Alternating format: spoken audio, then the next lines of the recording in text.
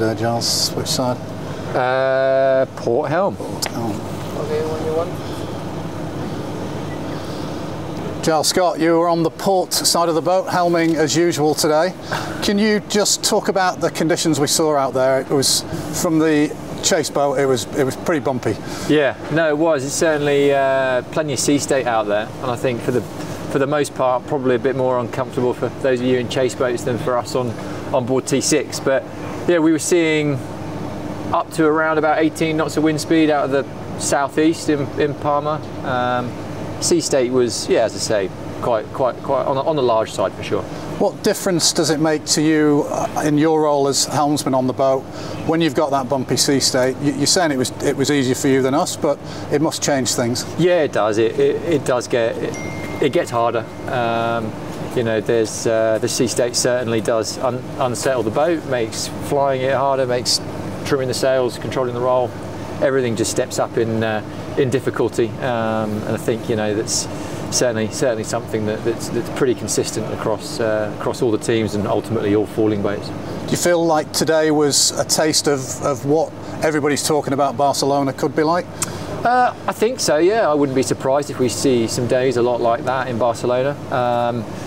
Yeah, I mean, we all know that Barcelona's certainly got the potential to be pretty wavy, yeah, I mean, wind speed wise, I'm sure we'll get days like that, but more often than not, I think it's generally a bit lighter.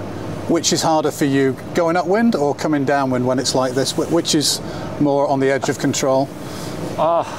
It varies. I mean, it's probably downwind, but it's very situation dependent. Wave angles plays a big role in that, yeah, variability in the breeze. Yeah, I suppose generally downwind's a bit trickier, but not by much. Main sheet control again today. We saw the Traveller's always moving a lot on this boat. Yeah. Would we have seen it moving more today in the waves? Is that likely? I'm not sure. Quite possibly. It's, you know, it's certainly pretty critical to the roll control, but I'm not sure if it was moving any more or less compared to a flat wind day. We saw a break while you were doing some repairs on the back of the boat. It looked like the Traveller to us. Was there a problem?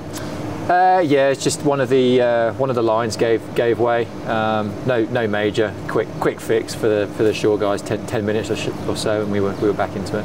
So 4 days in a row this week here in Palma. You're in charge of the sailing program here. How are you feeling at this stage of the game?